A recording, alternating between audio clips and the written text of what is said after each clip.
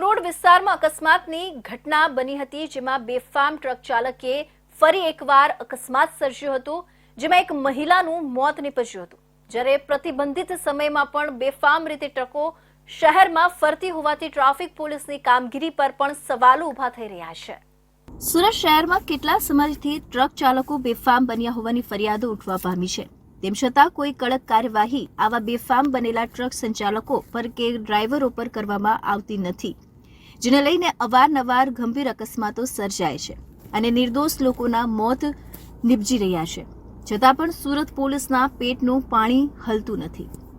દેશભરમાં બેફામ ટ્રક અને ડમ્પર ચાલકો વિરુદ્ધ કડક કાર્યવાહી કરવા માંગ ઉઠી હતી, ત્યારે સરકાર દ્વારા આવા અકસ્માત સર્જી ભાગી જનાર ડ્રાઈવરોને 10 વર્ષની સજા અને 5 લાખનો દંડ વસૂલવાનો કડક કાયદો અમલમાં લેવાયો હતો।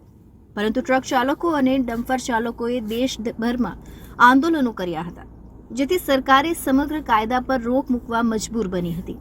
જ્યારે આજરોજ વહેલી સવારે રિંગ રોડ વિસ્તારમાંથી બાઇક પર દંપતી સવાર હતા, ત્યારે બેફામ ટ્રક ચાલકે બાઇકને અડફેટે લીધી હતી।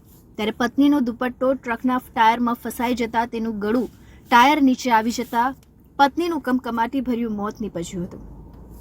પતિ દ્વારા ટ્રક ચાલકનો પીછો કરાયો હતો, પરંતુ ટ્રક ચાલક ઘટના સ્થળેથી પલાયન થઈ ગયો હતો।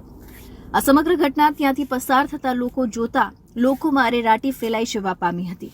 સમગ્ર ઘટનાની જાણ થતાં સલાબતપુરા પોલીસ ઘટના સ્થળે પહોંચી આગળની કાર્યવાહી હાથ ધરી હતી અને મોત નીપજેલા મહિલાને પોસ્ટમોર્ટમ માટે સ્મીમેર હોસ્પિટલ ખાતે લઈ જવામાં આવી હતી। અમે બંને જણ ઓફિસ માટે નીકળ્યા અને આ એપલ હોસ્પિટલ આગળનો પુલ ક્રોસ કર્યા એટલામાં તો એક આઈસર જનરેટર લઈને જતું હતું। એને આખી જનરેટર દબાવી દેતા મારી ગાડીનું બેલેન્સ બગડતા અમે થોડુંક આગળ જતા એને આખી આઈસર દબાવતા અમારા ડિવાઈડરમાં અથડાતા એનું ગળું એના ગળામાં દુપટ્ટા એના ટાયરમાં અટકાતા આખી ગાડીના નીચે આવી ગઈ અને જેથી એનું ડેથ થઈ ગયું। પછી પહેલા તો અમે જ્યારે એને દુપટ્ટો અટક્યો એ અટકી ત્યારે એને મેં ઘણો અવાજ લગાવ્યો ટ્રકવાળાને, પણ ટ્રકવાળાએ જરાય શાંતિ ના રાખતા એ જતો જ રહ્યો। એનાથી એનું આખું ગળું અંદર ફસાઈ ગયું ટાયરના અંદર। પછી હું ગાડી પરથી ઉતરીને આઈસર વાળાને રોકીને પછી મેં એને બહાર કાઢ્યો, ત્યારે એ ટ્રક રોકી। આ વિચિત્ર પ્રકારનો અકસ્માત સર્જાયો હતો। સવારે દંપતી મોપેડ પર નોકરી પર જઈ રહ્યું હતું, દરમિયાન રિંગ રોડ ખાતે પહોંચતા એક આઈસર ટ્રકના ચાલકે તેને અડફેટે લીધા હતા।